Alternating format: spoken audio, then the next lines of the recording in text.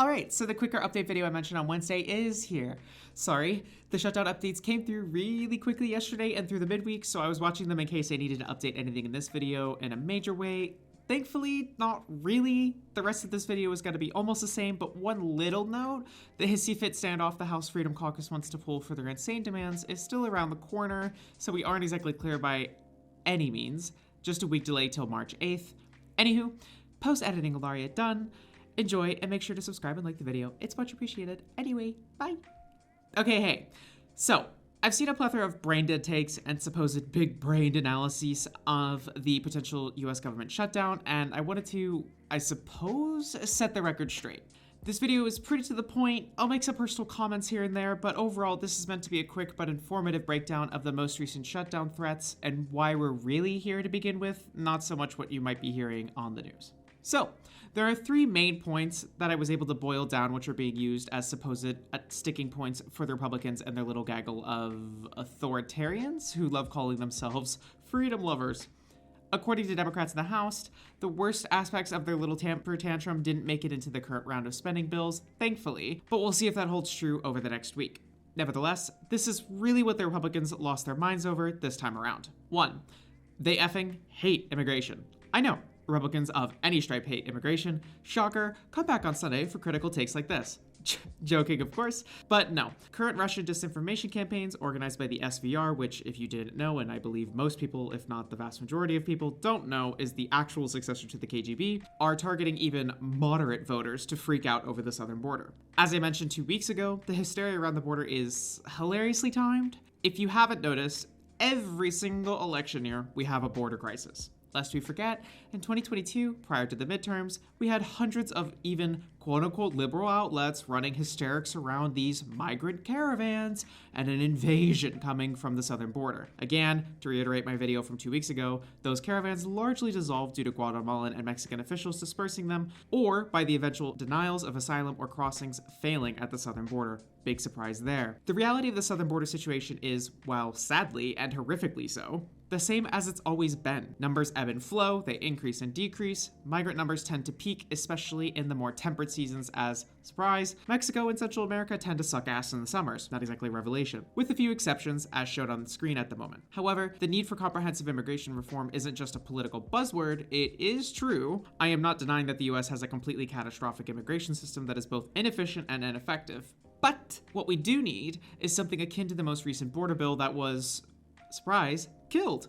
Yes, killed by Trump, or as Biden puts them, quote-unquote MAGA Republicans, which are all of them at this point, but whatever. Yes, the same bill I referenced 2 weeks ago, the one that took months and the Congressional Republican leaders agreed to, but was nuked at the last second in fear of Trump. The hilarious thing is that Biden's push for this bill that was killed at the last second would be the largest clampdown in decades. But hey, Republicans are too scared of Trump's domestic terrorists and Trump himself to vote it through. Time will tell if that continues to be the case, though. In short, any sort of hysterics around mass immigration are both nonsense, but even the issues with immigration in general are completely fixable, because the vast majority of illegal immigration into the US has been, and is largely even still today, due to backlogs in the US immigration system that make visa renewals or league of visa holders that overstay their visas a nightmare that, without enough money for expensive lawyers to intervene on their behalf, can unironically make a perfectly normal office worker into an illegal immigrant due to the ineffectiveness of the immigration system in the US. For example, the well-documented issues with the total lack of immigration judges for asylum claims, nightmare backlogs in various naturalization departments, the general majority of illegal immigration from individuals overstaying their visas, etc.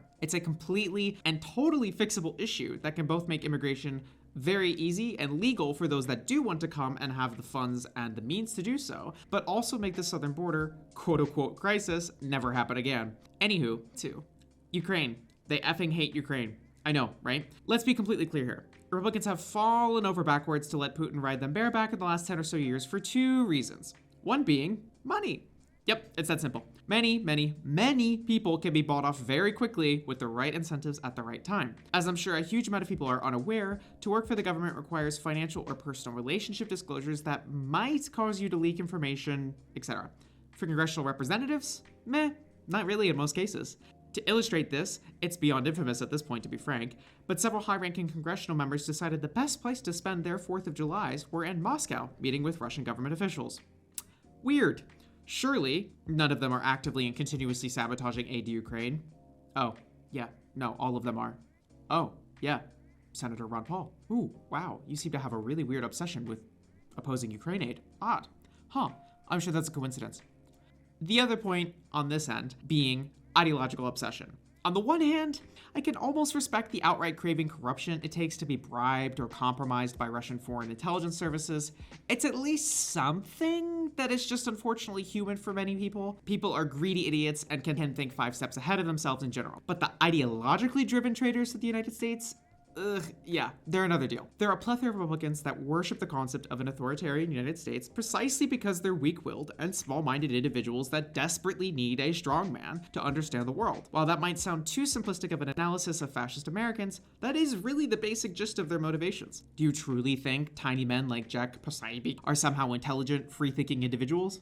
No, they're brainwashed weaklings that desperately, to their very cores, want a big man to point out the troubles of the world and get rid of them. Those troubles, like any fascist or authoritarian regime can illustrate, can and will take any shape or form, so long as it's expedient to the regime. Not to get all patriotic or anything, but frankly, as an aside, it always makes me incredibly sad to remember the miles of crosses in Normandy of people that lost their lives less than 100 years ago to defeat this kind of small-minded and simpleton level of thinking. These same little Putinistas claim patriotism when in reality they spit in the face of the flag and the United States and all our founding fathers stood for. I mean, really, who's the patriot here?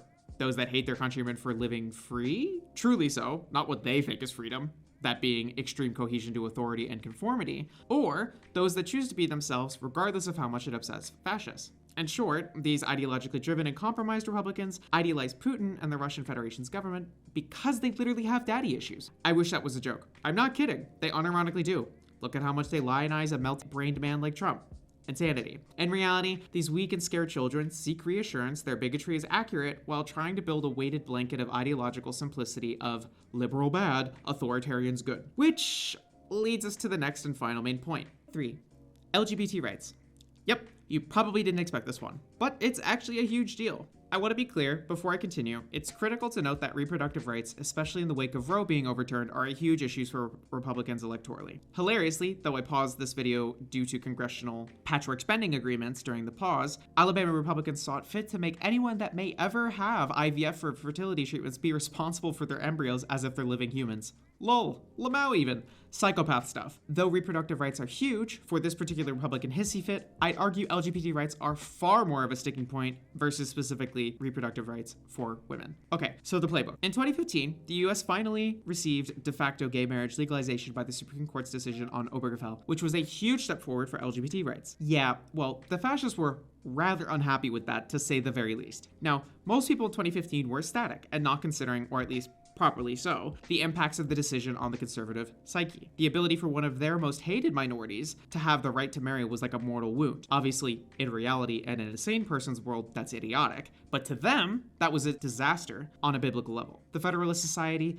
the quote-unquote Americans Defending Freedom, or the quote-unquote Family Research Council, amongst a plethora of other fascist organizations, lost their collective minds behind closed doors in 2015. And so, the drumbeat began. For about 4 or so years after Obergefell, these organizations dedicated to shoving LGBT people back into the closet spent tens of millions of dollars attempting to needle down what the next LGBT culture war issue could be so that they could make inroads into overturning Obergefell and more. Ta-da! They found it in 2018 or so with, can you guess? Trans people in sports. Now, I'm not even going to litigate anything on this topic. Every major medical and psychological organization has repeatedly stated the facts on this issue to the point it's just exhausting to begin attempting to point out the hilarity of the hysteria around the supposed issue. But the reason why all of this outrage was even made was to advance a component of LGBT rights into mainstream consciousness and make it into a winning political point for the fascists. That component being the right for trans Americans to exist legally and to safely access medication. Amazingly, the supposed quote-unquote Freedom Caucus showed their cards and this exact historical trend in their most recent threat to shut down the government, in which they demanded an end to federal funding of gender-affirming care and banning all trans youth care, etc. Naturally, and I want to point this out, this is actually genocidal, like the actual definition of genocidal. Not something that is used for bait. I mean, it meets the actual definition in international law and the criteria for genocide.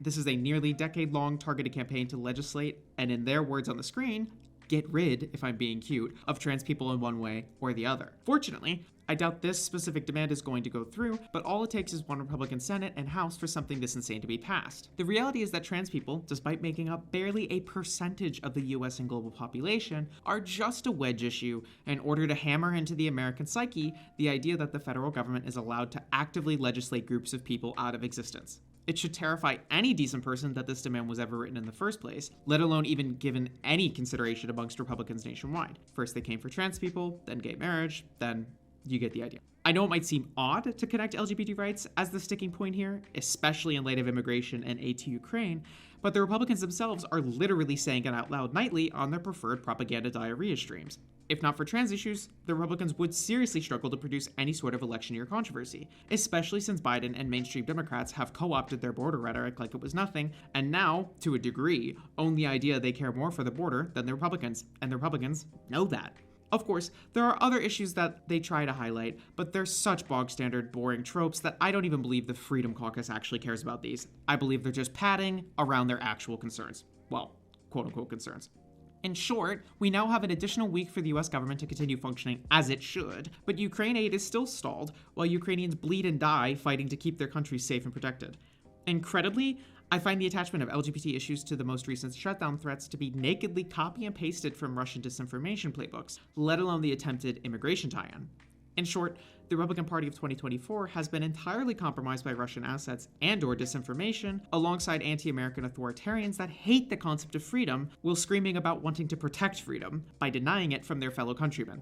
Okay, logical. The point of their temper tantrum here is to bring to light their demands of what they want the United States to look like. A country that is hyper-isolationist, hyper-authoritarian, and brutal if not murderous towards its own citizens for simply stepping out of line socially by being themselves. If you ever wondered why, aside from the previous 2 points I mentioned, the Republicans love Russia now, it's that. They want power, they want control, and most of all, they want to dictate how you live your life both at home and in public. Want a private medical decision between yourself and your doctor? Did you forget to call your HOA and town council? Oh, don't forget to have your senator come too. They'll be happy to offer their input. Want basic legal recognition of your marriage to your same-gender partner? Oh, sorry, that's degenerate. Maybe you should just, marry an opposite-gender person? That's freedom after all. Anyway, that's me on this little update. Sorry about the delay again. I hope you enjoyed it. Chat Sunday, or tomorrow, depending on where you are in the world, on a very special deep dive into Russian Foreign Service intelligence activity and how it affects you. Yes, even you, Ryan. See you Sunday, and be sure to comment with your thoughts. Bye!